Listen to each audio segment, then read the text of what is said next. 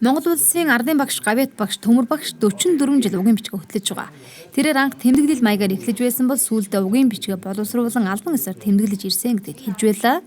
Өнөөдөр Төмөр багшийн ээжийн талын угийн бичиг 10 м урттай, харин аавын талын угийн бичиг 5 м урттай болсон.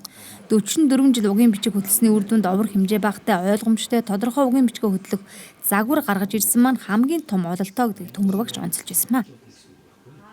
Тэгээд уг удмаа мэдгээд маш холбогдолтой юм.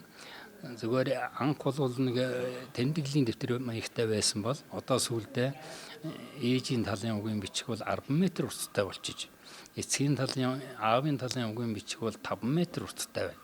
Гэтэл хүн болгоны чи ингэж надаас дуурай лав санаа ав гэд ингэж хэлэх бас хэцүү.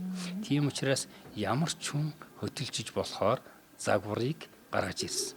Ерөөсөө угийн бичиг би 40 хэдэн жил зовж хөтөлсөний үр дүн бол загвар гаргасан байгаа юм. Энэ загвар бол ямар ч хүнд угийн бичгийн одоо хэрхэн одоо хөтлөх талаар энийг энэ дээр тэмдэглээл өөрөө бичээл өөрийгөө эхлээл би гэдгийг бичээл таана хэний нэрийг бичих үүдийн бүр заагаад өгч гисэн байж байгаа.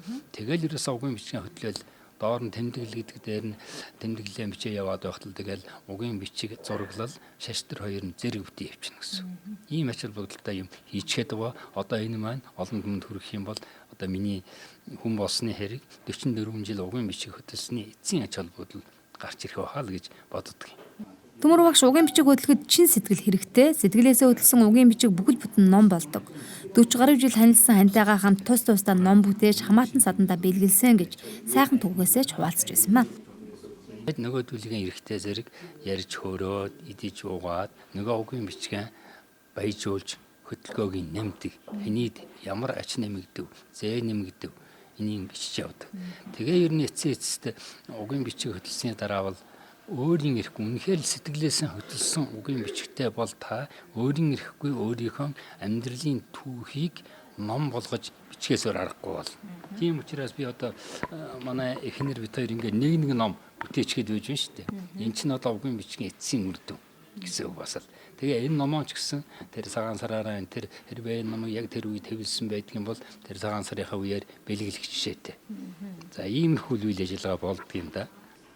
44 жил угийн бичгээ хөтлөж байгаа ардын багш Төмөр багш Саржины баяраар хамаатан садантайгаа уулзаж амар мэндэ мэдэлцэж бас ураг удмаа илүү их таньж мэдэж шинээр нэмэгдсэн хамаатан саднаа угийн бичгтээ нэмж хамаатан садныхаа ололт амжилт сайхан түүхийг илүү ихээр мэдэрэй гэж захиж байлаа.